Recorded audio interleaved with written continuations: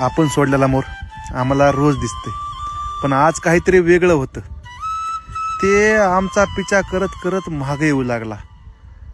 आयला हे काहीतरी वेगळं आहे म्हणलं. मग आम्ही थांबून त्याच्याकडे बघू लागलो. मी निवांत बसलो, कोमल घरी गेली तोपर्यंत. पण माझ्यासोबत कुत्रे होते, त्यामुळे ते बगल बगल धरून चलू लागला. आपण काय लय दिवस आपल्याकडे नव्हता, 1-2 दिवस आपल्याकडे होता, पण त्याला साहजिकच खाऊ घातलेलं किंवा त्याला काय आठवत असेल, त्यामुळे ते आपल्या घराकडे यायला लागला. आयला म्हणलं हे काहीतरी आश्चर्यच झालं.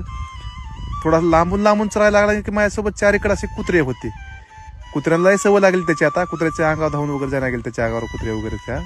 त्यामुळे ती बी असा निवांत हळूहळू पुढे चरायला लागला. म्हणलं आता काय करतंय आणि काय पुढे होतंय हेच मला कळलं नाही गेलं.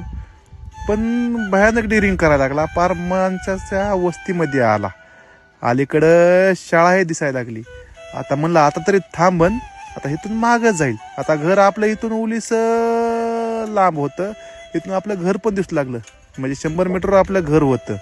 मग चला म्हणलं आता आपण आता घराकडे निघू. आता हे जाईन इथून आता वापस, आपल्या घरापर्यंत कशाला येईल ते, थोडा थांबन म्हणलं, निघून जाईल. मग मी निघालो आपल्या घराच्या दिशेनं.